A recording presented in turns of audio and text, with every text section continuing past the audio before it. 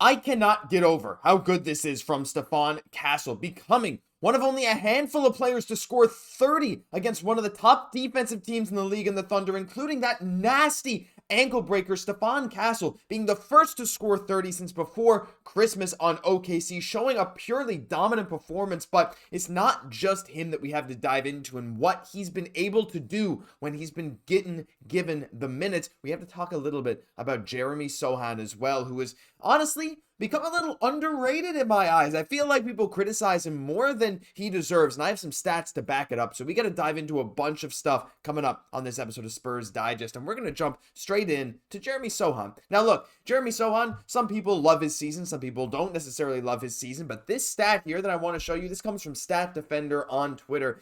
This just puts it into perspective, right? Jeremy Sochan, despite playing seemingly every defensive position under the sun, even on offense, he's playing a lot of positions that aren't necessarily his natural position, which has been a bit of a story this year for Sochan. And again, now with the Spurs center situation being a little thinner, with Biyombo kind of being the guy now going forward, him and Sancho and maybe Bassey if his knee ever gets better or whatever, Sochan has to pick up some minutes kind of all over the place. But this is Jeremy Sochan's career defensive field goal percentage. I'm going to make this bigger actually, versus all-stars and all-star caliber players. I'm not going to read through every single one of these, but what I want to focus on is a lot of perimeter ISO scorers here, right? Well, Jeremy Sochan, again, is more of a 3-4 type of build who can guard a lot of wings very well and can hold his own in the post. You do see that showing up here with guys like Alperen Şengün there, who's a very solid center. Even a guy like LeBron coming in at 36%, 35% defensive field goal percentage. But what's maybe more impressive to me is guys like, say, LaMelo Ball, guys like Shai Gilgeous-Alexander, Jalen Green, Kyrie Irving, Anthony Edwards, Brunson. These type of guys that Jeremy Sochan has held under 40% shooting for his career, when these are like ISO guards, a lot of those guys who can really score off the dribble. Shai being straight up, I mean, look, we saw it last night, him and J-Dub. Look, I'm not going to talk too much about that game. We know what happened. It's fine. But we know that Shai and a lot of these other guys on this list, pick your poison here, honestly.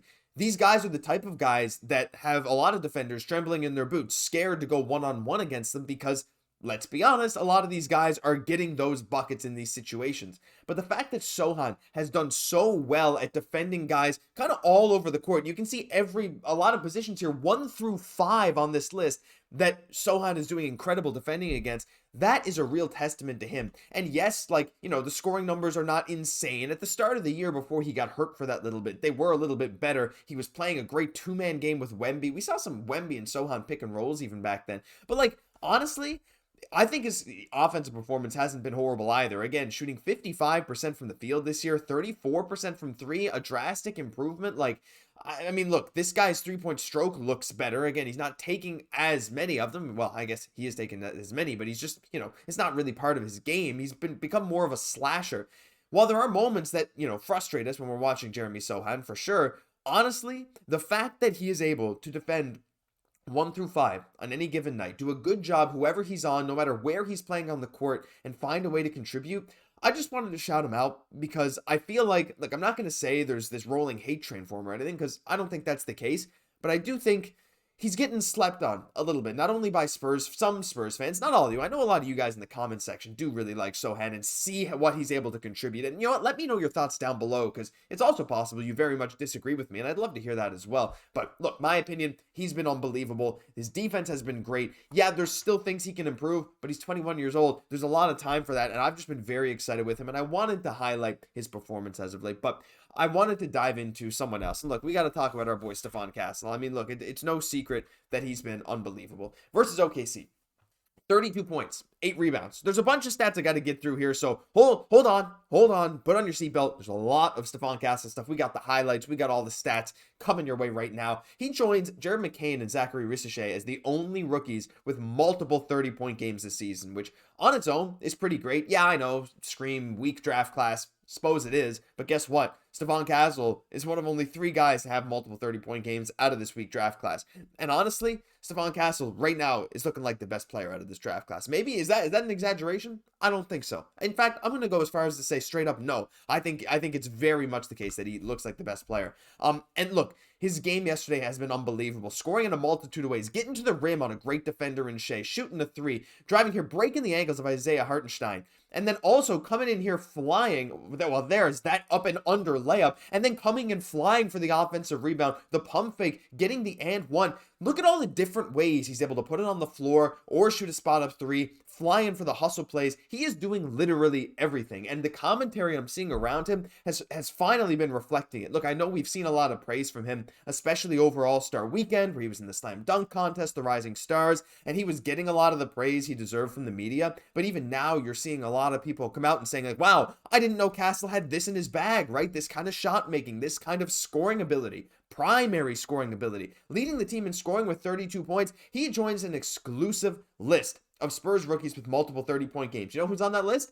David Robinson, Tim Duncan, Willie Anderson, and Victor Wembanyama, and now Stephon Castle. That is such an exclusive list, right? And again, seeing Stephon Castle come into this season, yeah, his shooting was one of those things that we were like, is that really going to progress to the level that we like? Already, I would say yes. Like, I know his overall 3-point percentage this season is still not where we'd like it to be from a primary scoring 2 guard, maybe 1 guard in the future, probably not with Fox, right? Where I think he projects more as that kind of combo guard type role. But the shooting has been better as of late. I mean, yesterday's game, it was amazing as well. But I got to show you some other stuff. Here's a list of players to score 30 against the OKC Thunder this season. There's only been 6. 6 players this season have scored 30 points or more against the OKC Thunder. Van Vliet had 38 all the way back in December. Steph Curry had 36. And then Stephon Castle had the 3rd highest scoring game against OKC this entire season yesterday with 32 points. The only other guys, Jordan Poole, Norman Powell, and DeMar DeRozan. Look, there's a couple guys there in Van Vliet and Norm Powell who shoot a lot of 3s, and they were able to get a few to knock down. You see Powell shooting 66% that game. But yeah, Stephon Castle joining that incredible list, not to mention the only one to score 30 in 2025 so far. I know I've gone through a lot of stats, but there's one more I want to show you. This is just a little look, I'm going to bring it to this side, at his basketball reference page. And over his last 3 games, again, his last 3 games playing 30-plus minutes. Look, I count 29.56 as 30 minutes. Sue me, okay? 30-ish plus minutes per game. Where he's been getting the minutes, he's been averaging 26 points, 6 boards, 5 assists, 1.5 steals, 49% from the field, 30% from 3, again, is not exactly what we want, but look, that's dragged down a lot by that 1-for-7 game against Houston, where he was still able to find other ways to score. You take out those 3s, he shot 8 for 15 from 2 that game, 1 for 7 from 3. And I know the 3-point shooting is a part of the game. I can't just ignore that to arbitrarily boost his field goal percentage. That would kind of be disingenuous, but at the same time, he could notice his 3 wasn't falling as much. He'd find other ways to contribute, right? Like, the dude is shooting incredibly from 2. And you can even look at some of the games here above, like game number 48 there in the season versus Charlotte. That game where he shot 10 for 15, 3 for 5 from 3, scoring 33 points. Any games where he's playing 25 or more minutes, he's making an incredible impact. Now, there is a bit of a chicken and the egg there. Like, is it because he's playing really, really, really well, so he gets 25 minutes? Or when he gets 25 minutes, he plays really, really well? Bit of both. I tend to think that, look, if he's off to a really hot start in the game, not making that many mistakes, he's going to get the run. Like, look, that game against New Orleans, he made some bad mistakes early in that game. We saw the 4 fouls, the 3 turnovers in just the 12 minutes of play. There's a reason he got benched, right? So, but when he's off to these hot starts, when he's able to get things rolling, he is incredibly dangerous. And I feel like, I'm not going to say people forget it's his rookie season, but this is the time to, show him, hey, you can't just get away with anything. We're still trying to win here in San Antonio. We want to win all these games. So you have a lot of bad fouls, a lot of bad turnovers, you're going to get benched. It is what it is. It happens to rookies all the time. But what it'll do is it'll teach him, as if he needs teaching, right? To know what he can't do, know that he needs to be disciplined on the court, and find the ways to contribute, even if, shots not falling or what have you. And so far, he's done a great job. The great defense from Stephon Castle, the improved 3-point shooting, at least to my eye, and honestly, the one-on-one scoring ability has been the biggest revelation so far. He's your Rookie of the Year favorite right now. I don't think there's any doubt in my mind that he has looked like the best rookie this year. Leave some hype and love for Stephon Castle down below. Doesn't matter, we lost to the Thunder. We came out with a few nice wins. We had that clutch shot from Fox the weekend. There's a lot of great things happening. Even Coach Pop came and had that amazing speech to the team just a few days ago. So hopefully we can see some more great Stephon Castle basketball before the season's out. But look, that'll do it for this episode of Spurs Digest. We're here to keep you up to date on all things San Antonio Spurs. And if you made it almost 10 minutes into the video, I just want you to do one thing and double check to see if you're subscribed to the channel. Because if you're not, first of all, it's completely free. And second of all, we're here to keep you up to date on all of the latest San Antonio Spurs content. I've been your host, Josh Gosse, and I'll catch you in the next one.